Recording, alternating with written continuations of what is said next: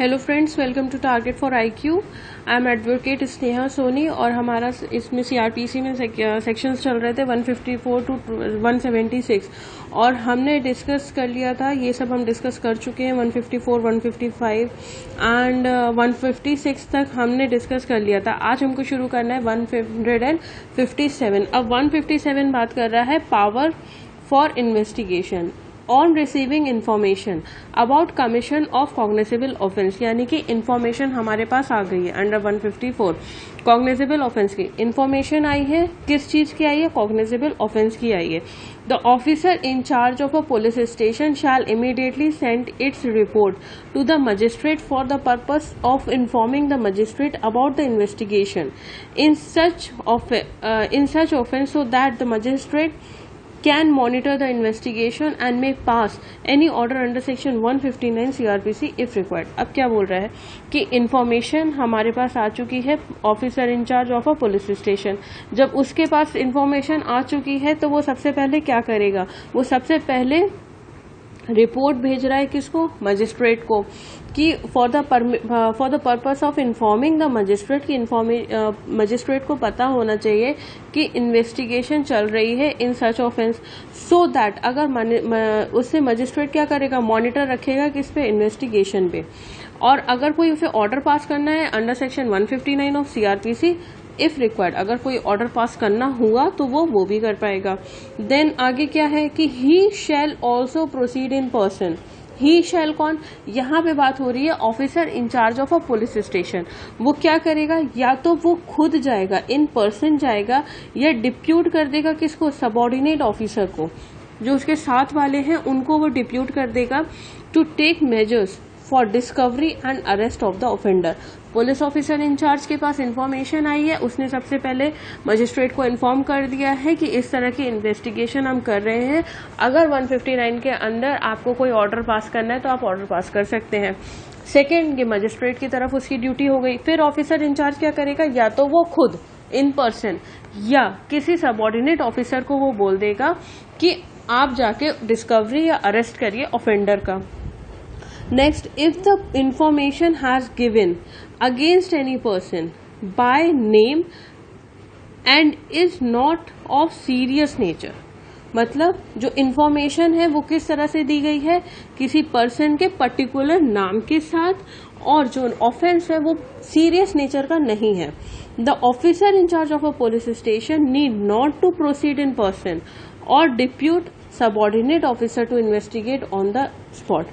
अब ये क्या बोल रहा है? ये एक जनरल रूल हो गया, ये हमारा जनरल रूल हो गया। इसके बाद जो प्रोविजो इसके साथ आया है, प्रोविजो ए टू सेक्शन 157 का सबसेक्शन 1, यहाँ पे क्या हो रहा है?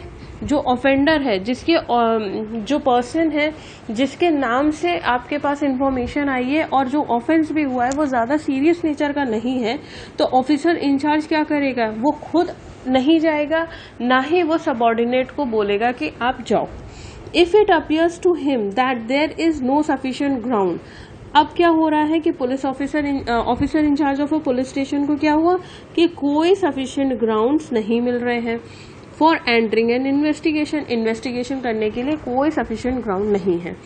He shall not investigate the case but shall mention the fact of non-investigation in the copy to be given to the informant। अब क्या बोल रहा है? ग्राउंड्स नहीं मिल रहे ऑफिसर इंचार्ज को, तो वो क्या करेगा? इन्वेस्टिगेशन नहीं करेगा। लेकिन नहीं, इन्वेस्टिगेशन ना करने का जो रीजन होगा वो उसको एक कॉपी में लिख के वो इन्फॉर्मेंट को देगा, so that informant could be able to approach the superior police officer under section 158 or the magistrate under section 159 for direction in regard to proper investigation। अब ये जो कॉपी है ये क्यों दी जा रही है इन्फॉर्मेंट को? ये इसलिए दी जा रही है ताकि जो इन्फॉर्मेंट है वो सुपीरियर पुलिस ऑफिसर के पास जा सकता है अंडर सेक्शन 158। अब वो तो एग्रीव्ड पार्टी है, उसका लॉस हुआ है, तो वो तो सुपीरियर ऑफिसर के पास जाएगा, तो वो उस टाइम पे उसको वो कॉपी भी दिखाएगा सुपीरियर पुलिस ऑफिसर को कि यहाँ पे उन्होंने मना कर दिया था। देन या तो वो क्या करेगा? वो मजिस्ट्रेट के पास जा सकता है इन्फॉर्मेंट अंडर सेक्शन 159, तो वहां पे भी वो कॉपी दिखा सकता है इन्फॉर्मेंट। ये बोलता है proviso 5, proviso B to section 157 का सबसेक्शन 1। प्रोविजो ए क्या बोल रहा है, अगर नाम से दी गई है तो जाने की जरूरत नहीं है, ना ही सबऑर्डिनेट को भेजने की जरूरत है। प्रोविजो बी क्या कह रहा है, इन्वेस्टिगेशन कब नहीं करेंगे, जब कोई प्रॉपर या सफिशिएंट ग्राउंड्स नहीं है। सेकेंडली, अगर इन्वेस्टिगेशन नहीं कर रहे हैं तो इन्वेस्टिगेशन ना करने का कारण आप एक कॉपी में लिखेंगे और इन्फॉर्मेंट को देंगे।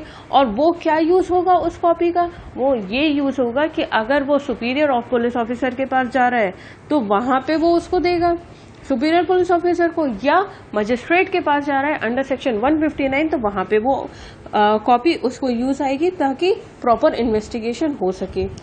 नेक्स्ट क्या बोल रहा है, reason for non investigation, reason for non investigation shall be mentioned in the report to be send to the magistrate.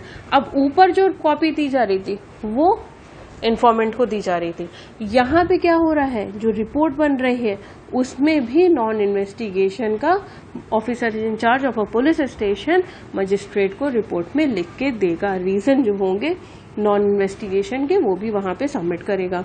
Then section 158, section 158 क्या कहता है, under section 157 report shall be sent to the magistrate through senior officer who may order the officer in charge to investigate the case. अब report कौन लेके जाएगा magistrate के पास, senior officer जिसने ऑर्डर दिया है ऑफिसर इंचार्ज को इन्वेस्टिगेट करने के लिए। ठीक। 159 power of magistrate on receipt of report. अब मजिस्ट्रेट के पास क्या हुई है, रिपोर्ट आ गई है, तो on receiving report the magistrate may either order investigation or proceed to inquire into it. या तो वो पुलिस को ही बोल देगा कि आप इन्वेस्टिगेशन कर लीजिए या वो इंक्वायरी बैठा देगा। 160 क्या बोलता है, रिक्वायरिंग अपीयरेंस ऑफ विटनेस। अब अपीयरेंस यानी कि विटनेस को अब हम कब बुलाएंगे, विटनेस को हम कब बुलाएंगे, any police officer making an investigation may by an order in writing require attendance of such person before him who resides within the limits of his own or any adjoining police station and appear to be acquainted with the facts and circumstances of the case। अब क्या बोल रहा है 160 बोल रहा है कि witness को हम कब बुलाएंगे, ये बता रहा है एक जनरल रूल, ये वाला एरिया एक जनरल रूल बता रहा है कि पुलिस ऑफिसर ने क्या किया, इन्वेस्टिगेशन चल रही है उस टाइम पे ऑर्डर करेगा इन राइटिंग, ऑफिसर इंचार्ज या जो भी पुलिस ऑफिसर इन्वेस्टिगेशन कर रहा है वो ऑर्डर करेगा इन राइटिंग कि फलाने फलाने पर्सन की अटेंडेंस चाहिए हमको, जो या तो उसके जुरिस्डिक्शन में है, उसकी लिमिट में है, या उसके पास में कोई पुलिस स्टेशन है उसकी लिमिट में है, जो कि जो पर्सन को जिसको बुलाया जा रहा है, जिस विटनेस को बुलाया जा रहा है, क्यों बुलाया जा रहा है, क्योंकि ऐसा हमको फील हो रहा है, पुलिस ऑफिसर को फील हो रहा है कि उसको कहीं ना कहीं फैक्ट्स के बारे में उसको पता है, जो भी ऑफेंस हुआ है उसके बारे में उसको पता है, that he is acquainted with the facts and circumstances of the case, जो भी केस के बारे में इन्वेस्टिगेशन चल रही है उसके बारे में उसको कुछ ना कुछ नॉलेज है। अब यहाँ पे बात की जा रही है किसको नहीं बुलाया जाएगा, किसको प्रिविलेज दी जा रही है अटेंडेंस ना देने की। अ मेल एज्ड बिलो 15 ईयर्स, ये बहुत इंपॉर्टेंट है प्री के नजरिए से, प्री में ये क्वेश्चन आ चुका है कि किसको प्रिविलेज दी गई है। A male below 15 years, a women, a person aged about 65 years, 15 साल से छोटे लड़के को, महिला को, और 65 से ऊपर के या 65 के आसपास के बुजुर्ग को, और अ फिजिकली और mentally disabled person shall not be required to attend the police station. इन लोगों को क्या कर रहे हैं हम, यहाँ से एक्सेप्शन दे रहे हैं कि आपको आने की जरूरत नहीं है। अब जब आएंगे नहीं तब पुलिस को अगर चाहिए है तो जो भी पुलिस ऑफिसर होगा, such person may be question at their place of residence.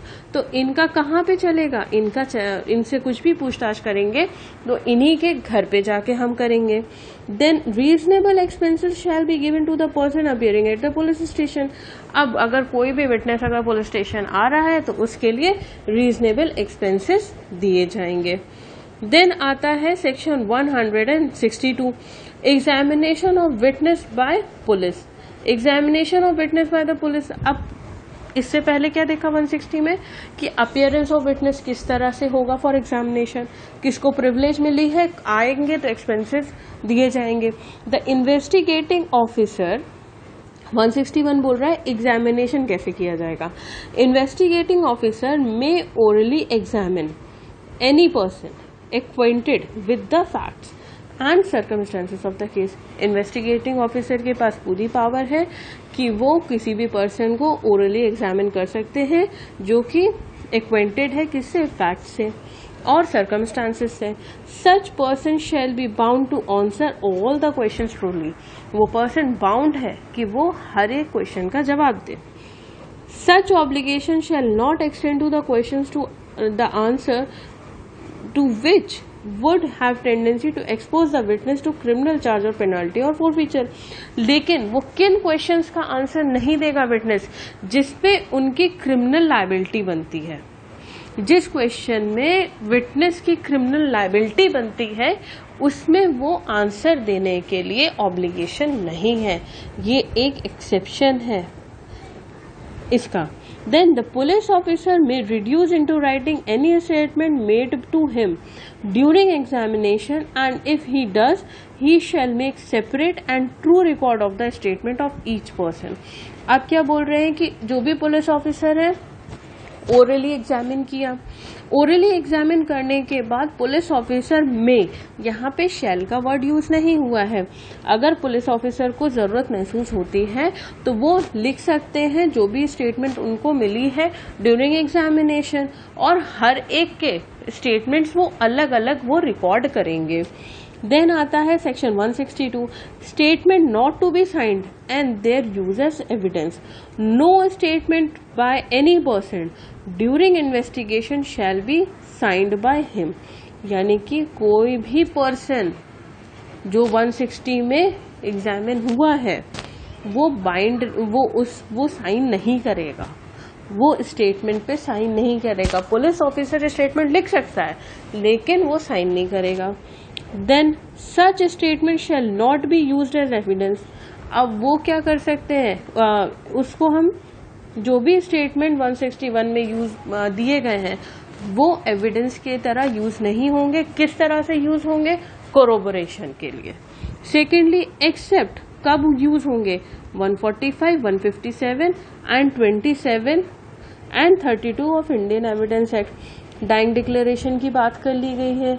अब उन्होंने स्टेटमेंट दे दिया और उसकी डेथ हो गई तो वो उस स्टेटमेंट को एविडेंस की तरह यूज किया जाएगा। अब जो स्टेटमेंट दिया जाए 161 में जो एग्जामिनेशन है वो किस तरह से होगा, no inducement to be offered.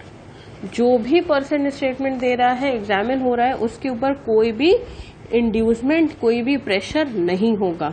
No police officer, यहाँ पे क्या वर्ड यूज हो रहा है, नो पुलिस ऑफिसर और any other person in authority shall make any inducement, threat और promise to a person for making a statement. अब क्या बोल रहा है कि कोई भी पुलिस ऑफिसर जो एग्जामिन कर रहा है वो या कोई और अथॉरिटी किसी भी तरह का कोई इंड्यूसमेंट नहीं करेगी, कोई थ्रेट नहीं देगी या कोई फ्यूचर प्रॉमिस नहीं करेगी उस पर्सन के साथ कि आप ये स्टेटमेंट दो। That's all for today. कल हम डिस्कस करेंगे आगे के sections from 164। Thank you so much.